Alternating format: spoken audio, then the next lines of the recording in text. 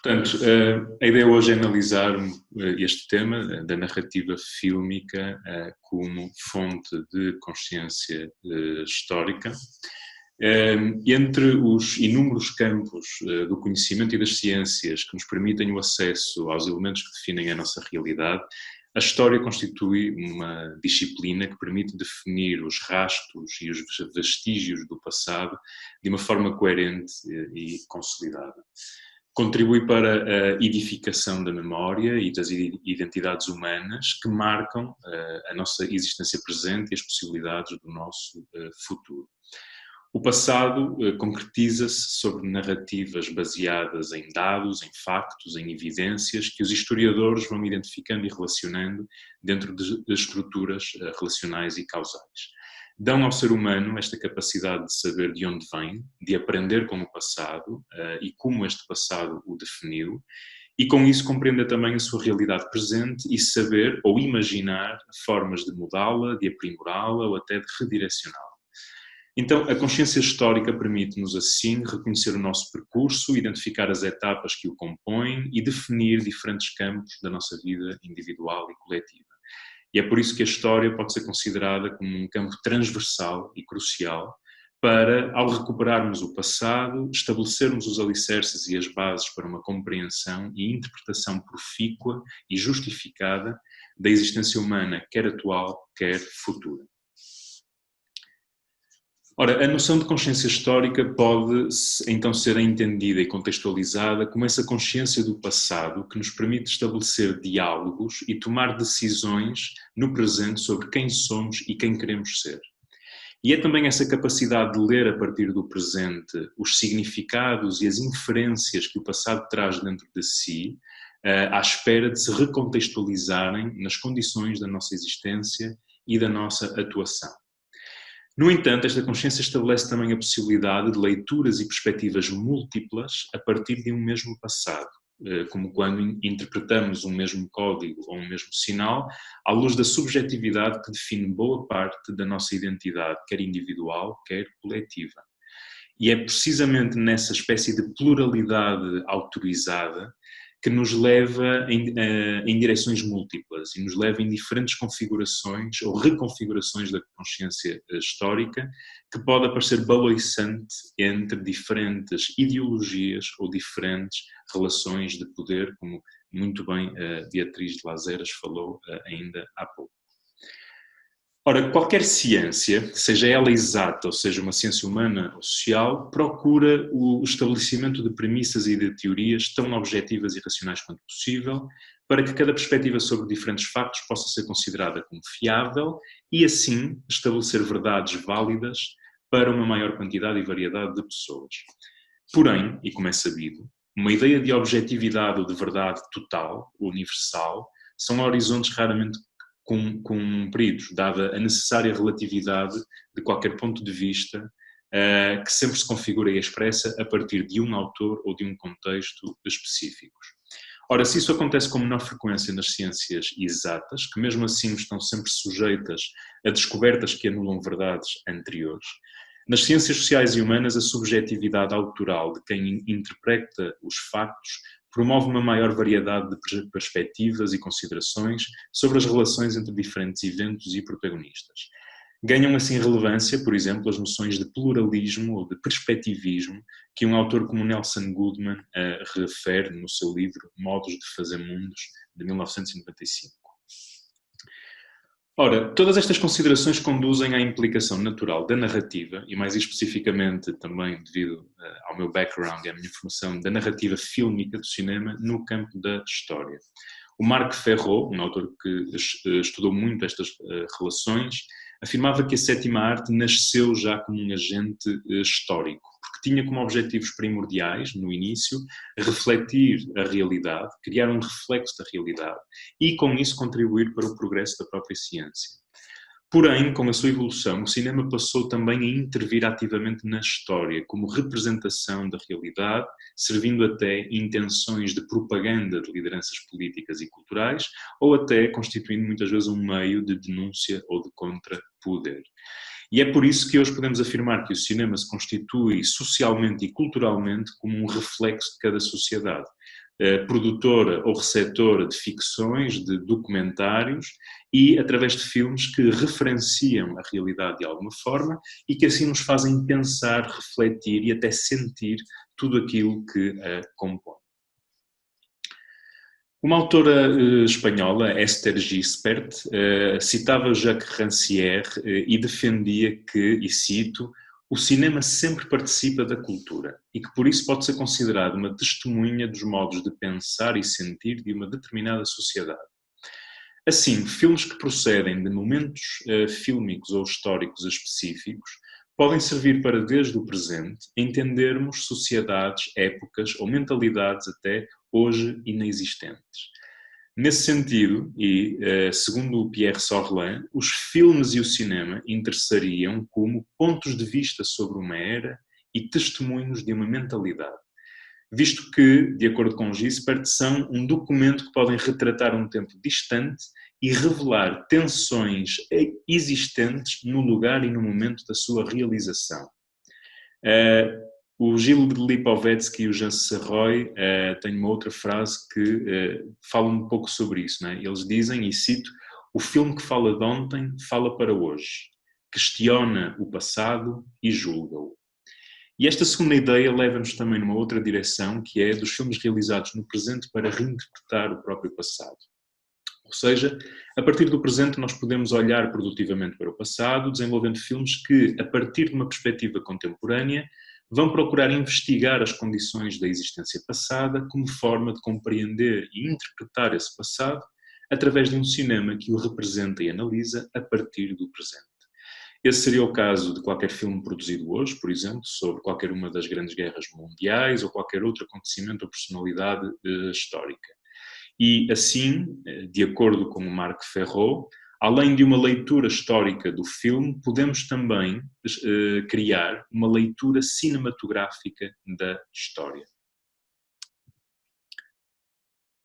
Este interesse histórico pelo cinema advém deste posicionamento da sétima arte como uma espécie de instituição social e cultural e como um dispositivo artístico que se integra perfeitamente numa função de entretenimento, mas também de produção de educação e conhecimento. No entanto, a utilização do cinema como um instrumento de investigação da realidade histórica levanta questões relacionadas com a sua fiabilidade, com a sua veracidade e com a sua plausibilidade, por causa do seu caráter simulador e muitas vezes subjetivo das representações da realidade que nos mostra. Mas o Robert Rosenstone responde com uma outra questão também pertinente, que é: se esperamos que o cinema histórico nos conte uma verdade relativa ao nosso passado, a que tipo de verdade é que nos referimos? Entre múltiplas verdades existentes, temos as verdades factuais, mas temos as verdades também narrativas, emocionais, psicológicas, simbólicas, ou seja, que nos fazem crer que não há uma verdade histórica transversal e universal, porque tanto nos livros como na tela, ambos vão depender de um autor e da interpretação dos factos e da relação dos factos que ele estabelece. Torna-se assim inevitável uma comparação entre o cinema e a literatura não ficcional, entendida como um instrumento privilegiado de transmissão e comunicação da história, para investigarmos este potencial do cinema como ferramenta de análise e interpretação de acontecimentos históricos. Ora, sobre a suposta irrealidade dos mundos representados nos filmes, Robert Rosenstone argumenta que, para um receptor, são tão reais os universos de um filme como os mundos evocados nos livros históricos, uma vez que ambos apresentam representações e descrições mediadas sobre algo passado. O Rosenstone acrescenta que, entre os livros didáticos e os filmes como instrumentos ao serviço da história, existem duas semelhanças fundamentais.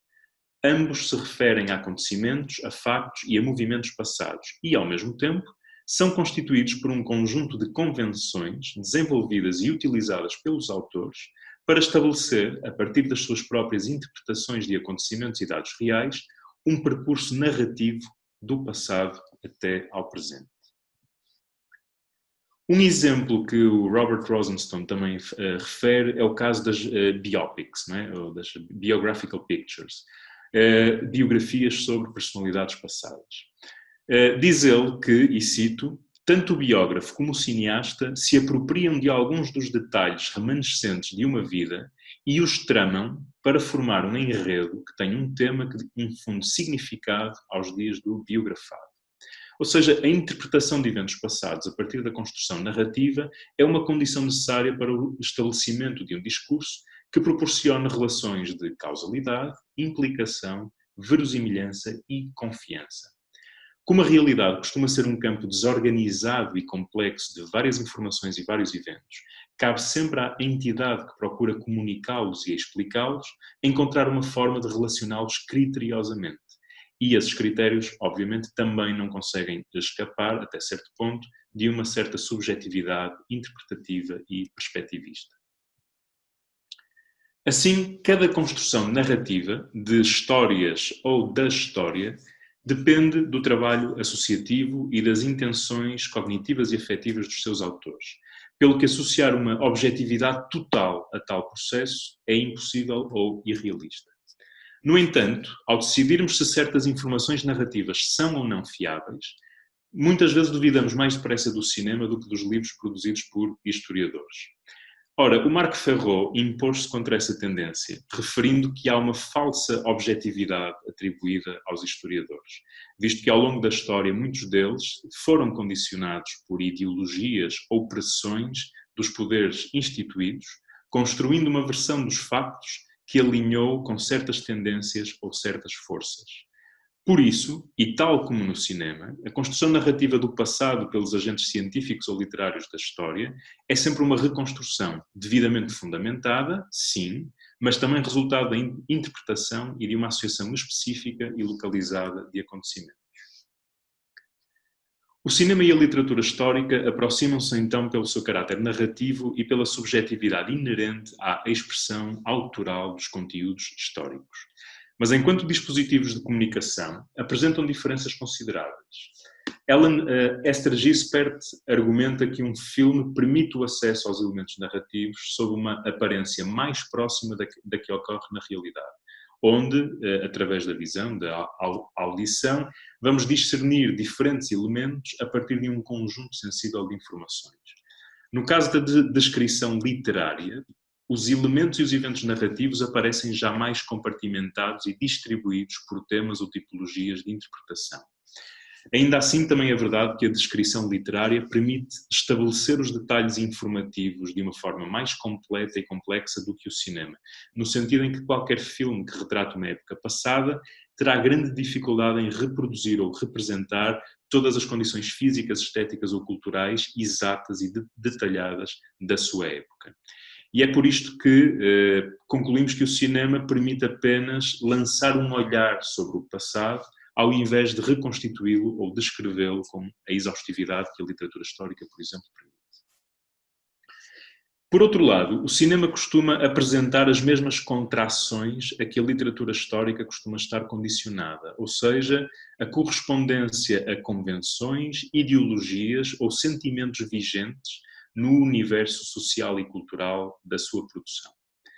O Marc Ferraud, voltamos novamente a ele, argumenta que tanto os códigos audiovisuais quanto os códigos verbais são frequentemente utilizados de uma forma relacionada com aquilo que o seu contexto e a sua época permite ou solicita, seja direta ou indiretamente. Nesse sentido, e como exemplo, os finais felizes das ficções podem muitas vezes ser entendidos como uma moral ou uma obrigação determinada pelo contexto de produção e não tanto pela causalidade da narrativa ou daquilo que é representado. Um outro exemplo na mesma linha, também nos documentários cinematográficos existe uma certa predisposição para introduzir os intervenientes e as questões da mesma forma, quase uma configuração natural que se estabelece mais por cânones culturais de narração do que pela necessidade de apurar a verdade dos factos.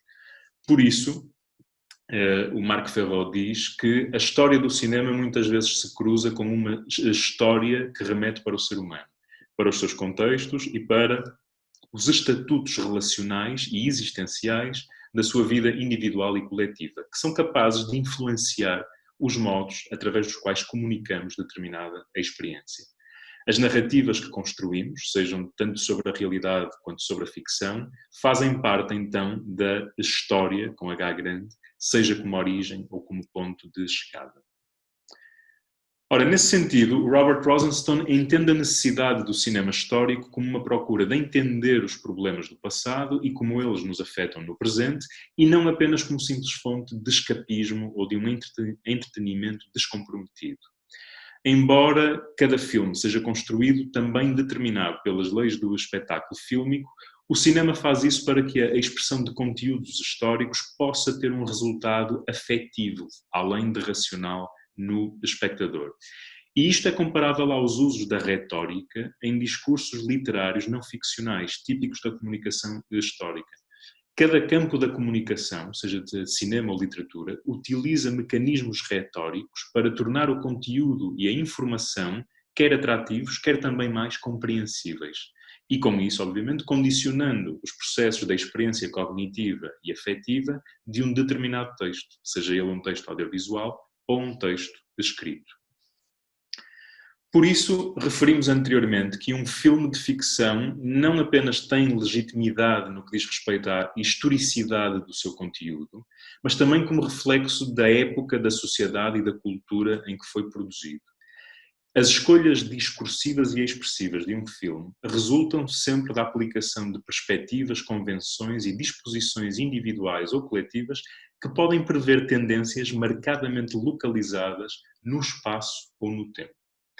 Nesse sentido, um filme não é válido apenas pelos elementos que apresenta ou representa, mas por toda a abordagem socio-histórica que permite e pelas relações que estabelece com os aspectos que extravasam o filme. Contexto de produção e recepção, por exemplo, ou as convenções socioculturais presentes nas suas camadas mais implícitas. Em suma, o filme vale também para a realidade representada na obra e o seu significado vai além da simples compreensão da narrativa. Considerando então o cinema e a sua expressão narrativa como um campo de investigação da história, o Marc Ferro define 4 instâncias fundamentais como centro da produção dos discursos sociais e culturais. Em primeiro lugar, as instituições e ideologias dominantes, manifestando os pontos de vista do poder instituído.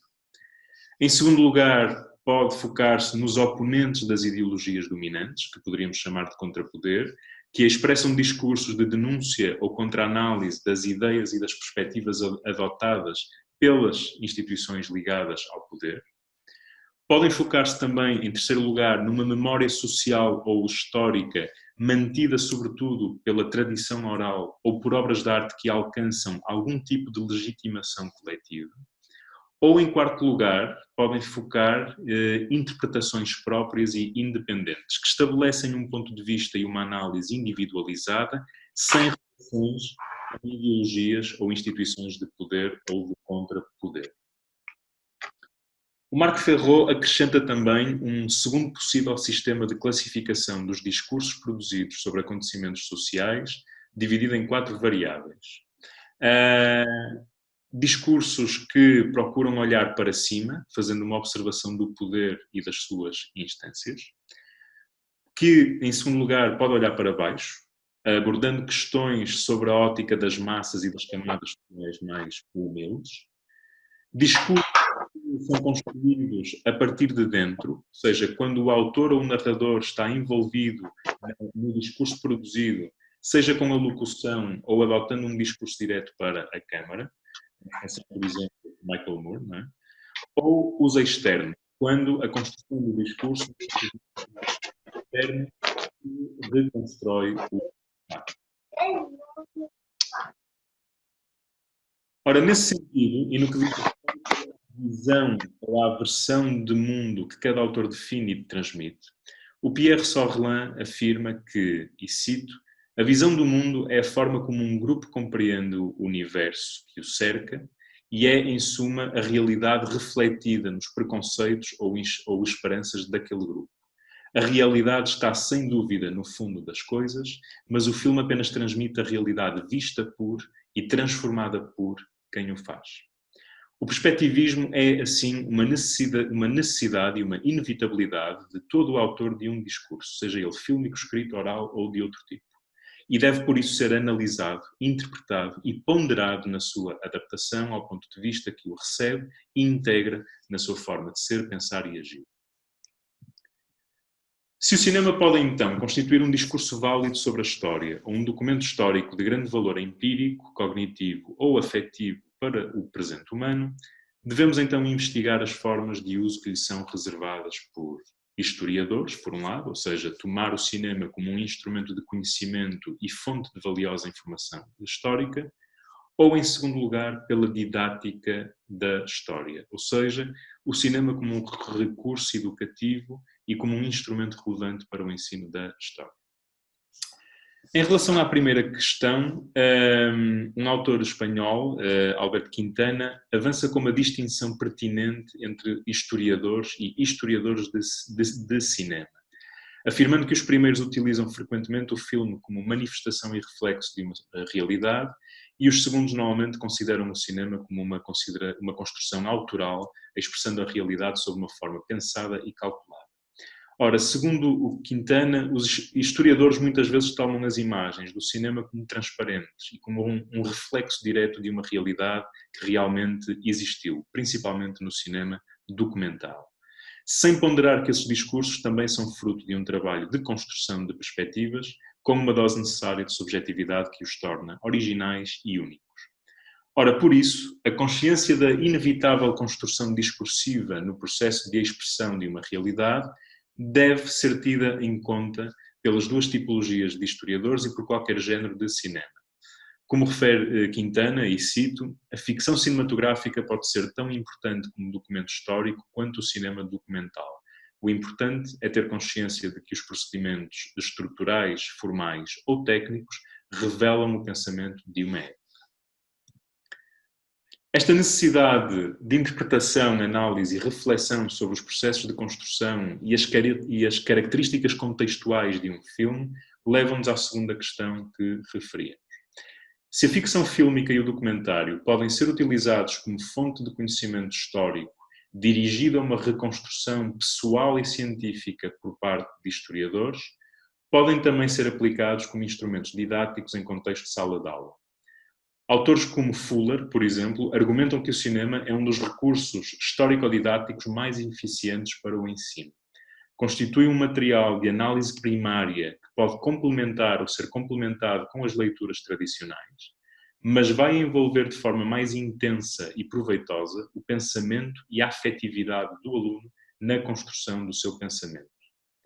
Na mesma linha, Davies argumenta que o cinema pode e deve ser utilizado como fonte de uma valiosa perspectiva histórica, capaz de responder a questões que normalmente aplicamos aos livros históricos. No entanto, o autor também menciona que o cinema não responde diretamente às perguntas, mas deve simplesmente constituir o campo onde procuramos as respostas, de forma analítica e reflexiva, uma vez que os artistas e autores responsáveis pela sua produção não são especialistas em história, nem produzem conteúdos de fundamentação totalmente científica. Neste sentido, o filme deve constituir a indicação de um caminho e o campo de fruição e reflexão que vai levar o aluno ou aluna a conclusões sobre determinados acontecimentos ou figuras da história. Por tudo o que referimos e analisamos, a narrativa cinematográfica assume-se claramente como um recurso fundamental para a definição das perspectivas individuais e coletivas sobre a realidade, quer do ponto de vista presente, quer de um ponto de vista de olhar para o futuro. Estabelece estados referenciais sobre a realidade, ou até estados imaginativos sobre a mesma, e situações e relações que definem a própria existência humana, a partir de um olhar para o passado que possibilita a reestruturação da memória do homem sobre os critérios da vida contemporânea e atual. Neste sentido, alimenta a memória e a consciência histórica que nos vai permitir aventurar a navegar os mares do futuro sem repetir os erros de tempestades passadas. Muito obrigado pela atenção. Ficarei depois disponível para, então, responder a questões e para o debate final.